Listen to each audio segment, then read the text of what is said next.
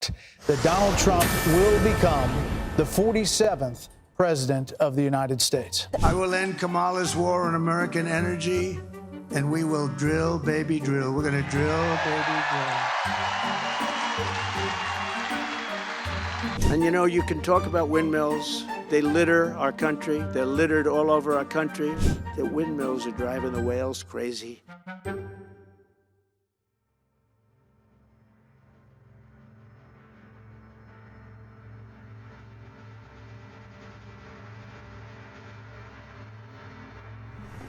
Today, on January 20th, 2025, Donald Trump will be sworn in as the 47th President of the United States. What does Trump 2.0 mean for the world? What does it mean for climate change? Trump is a sworn climate skeptic. I would argue, in fact, he is one of the few remaining climate skeptics, because today climate change is a reality, and yet Donald Trump has come to power not as a fluke. He has come to power with the mandate to turn back all that was done to combat climate change. In his last term, Trump pulled out of the Paris Agreement, which was an agreement where nations came together with a commitment to combat climate change, to reduce emissions. He said that this agreement was anti-American. It worked for other countries and not for America. The fact that the United States is the world's largest historical emitter, but Donald Trump has negated that at all times, arguing that the Paris Agreement gives countries like China and India a free pass. But it is not just about the Paris Agreement. Trump this time has come with a very clear position on his country's energy security needs.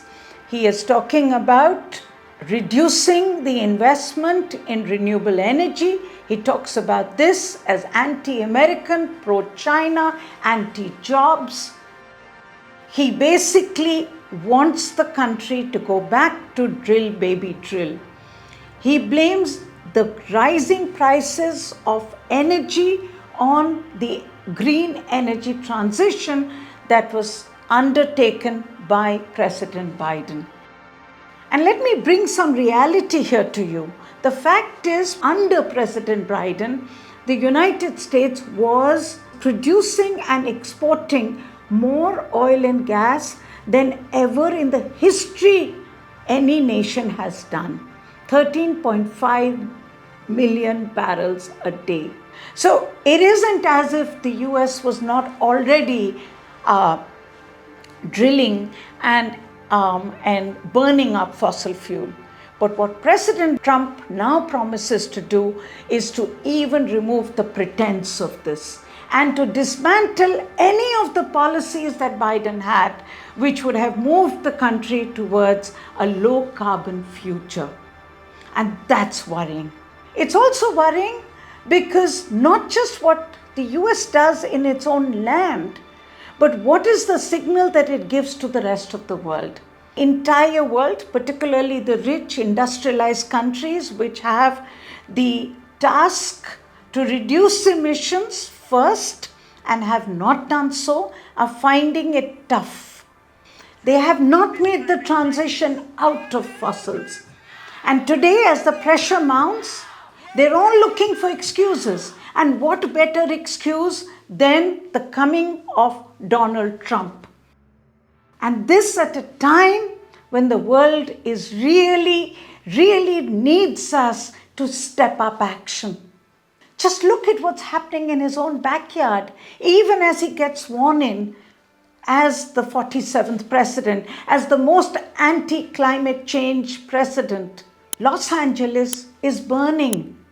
And it's not a small burn, it's a massive burn, leading to massive impact and destruction of property. Let's be very clear. Climate change is not about that one fire or the one cold wave. It's about the increasing intensity and frequency of weather events that we are seeing today, extreme weather events.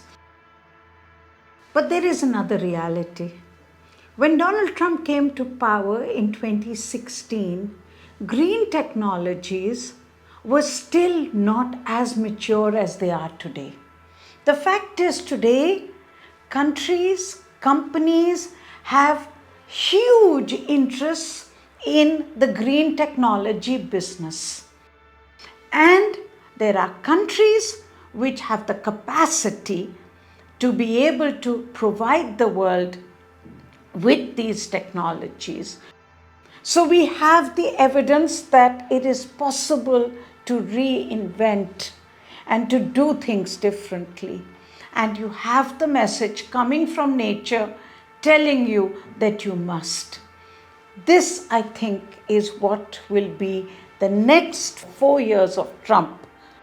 And the fact that we are going to see more and more impacts which are not going to only hurt the poor but also the rich of the world will require us to do things differently.